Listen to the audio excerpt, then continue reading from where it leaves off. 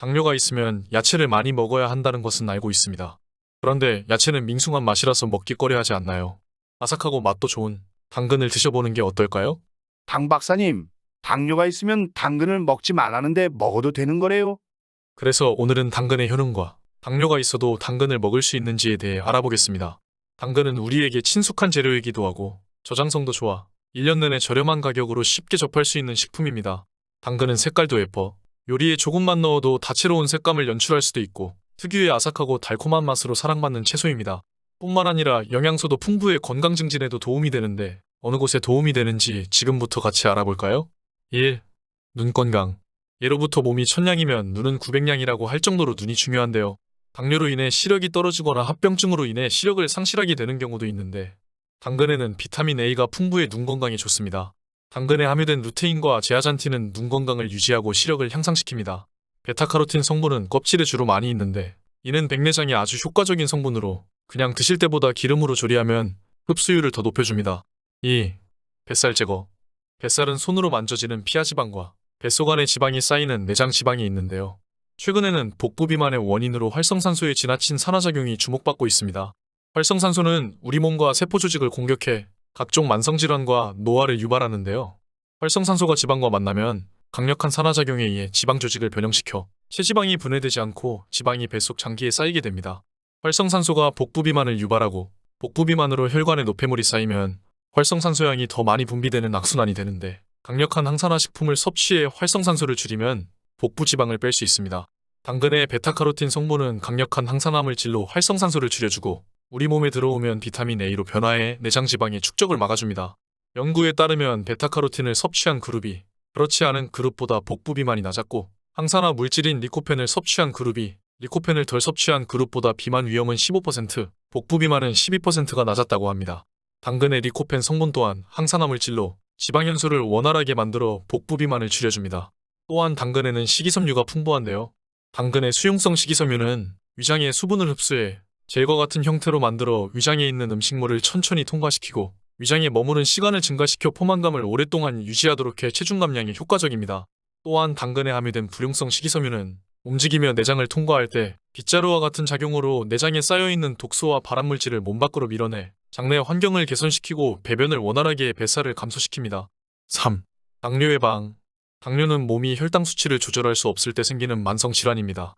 우리가 가장 흔하게 볼 수 있는 당뇨는 제2형 당뇨로 보통은 나이가 들면 생긴다고 하지만 요즘은 젊은 층에서도 운동 부족이나 비만으로 인해 제2형 당뇨를 앓고 있는 분들이 꾸준히 증가하고 있는 추세입니다.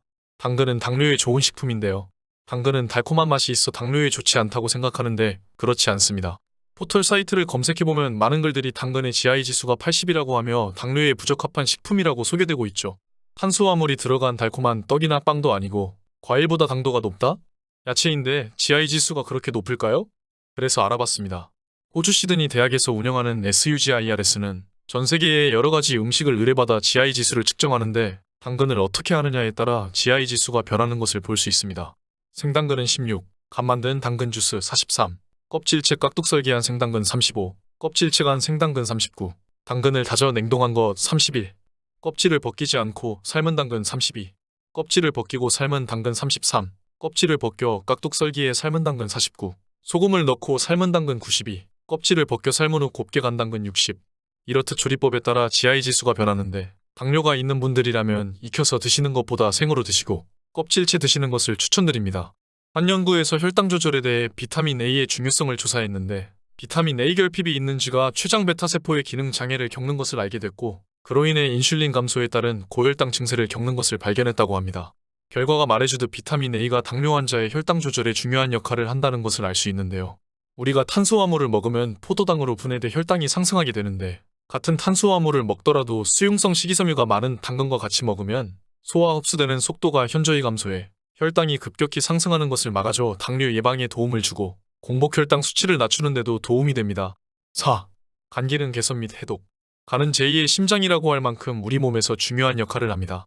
간은 침묵의 장기라고 하는데 간이 70%가 파괴될 때까지 뚜렷한 증상을 느끼지 못해 질환이 한참 진행된 후에야 이상을 느끼게 되는 경우가 많이 있습니다. 간은 밖에서 들어오는 것들 중 몸에 해로운 것을 해독하고 정화하는 작용을 하는데 간이 안 좋게 되면 모든 일에 의욕이 떨어지고 만성 피로에 시달리게 됩니다. 당근의 베타카로틴 성분은 저하된 간 기능과 간 세포에 도움을 주니 당근 드시고 간 질환을 미리 예방하세요. 5.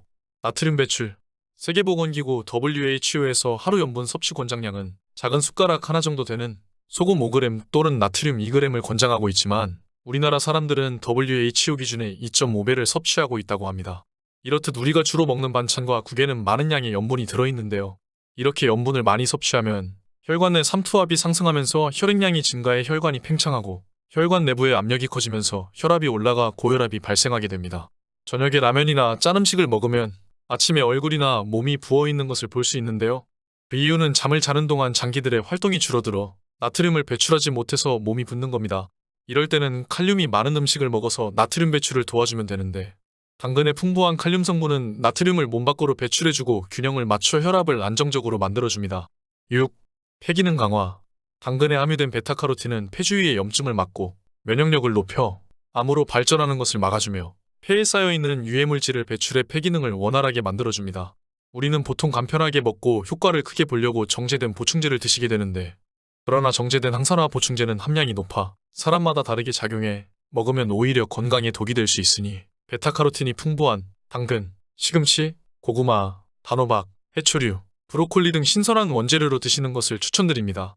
오늘은 당뇨 예방에도 도움이 되고 복부 비만을 막아주는 당근에 대해 알아보았는데요.